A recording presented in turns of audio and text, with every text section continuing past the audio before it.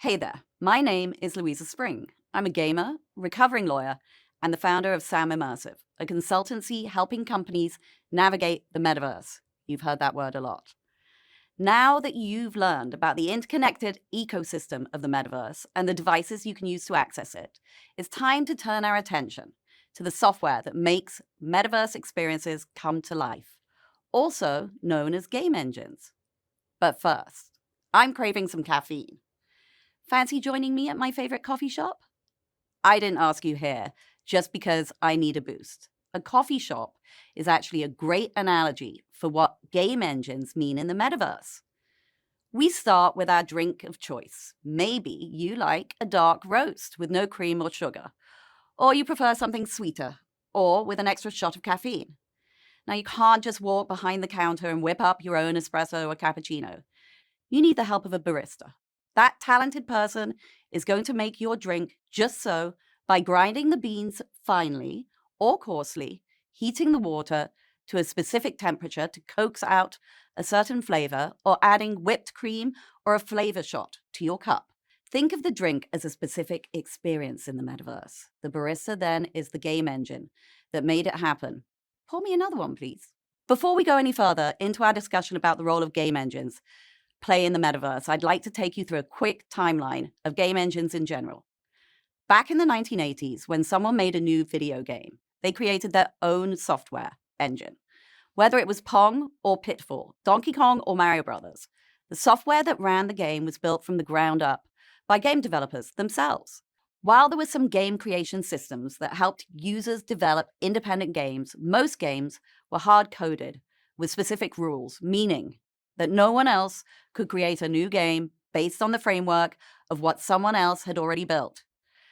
Think of it like having to create your own website from scratch using code you wrote, instead of being able to just use a customizable template.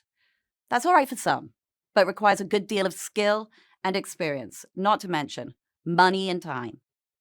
This was how things worked until around the mid-90s, at which time 3D games started to become common and the term game engine came into use. In 1998, Epic Games founder Tim Sweeney created Unreal Engine, which allowed video game developers to obtain a license and use the software to customize new games rather than starting from scratch. This is where we see game engine development and game content development diverge. Game engines control things, such as how to handle 2D and 3D graphics. They determine how physics and collisions work, like when two objects touch. What happens to those objects? The game engine tells them how to react. But when you press a button on a controller or device, the game engine decides what happens. Sound, networking, input, memory, scripting, memory management, streaming, even AI are all part of the game engine. This frees up creative teams on the content side to focus on storylines, characters, levels, graphics, and more. So, what does this all mean for the metaverse? Just like video games, metaverse experiences are built on game engines. Every time someone creates a new space in the metaverse, they aren't coding it from scratch. They're building it on top of a game engine. Unreal and Unity 3D are two big players in the metaverse game engine space. Developers pay fees to license engines and build their own games, apps, and experiences.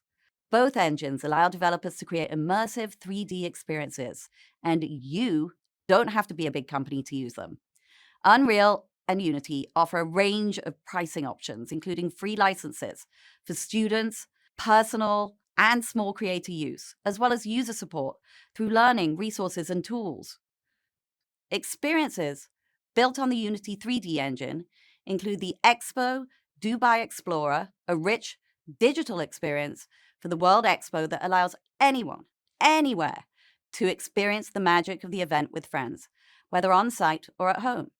Hydrus, which uses science-based learning experiences, immersive technologies, and multidisciplinary partnerships to inspire ocean connection and marine stewardship.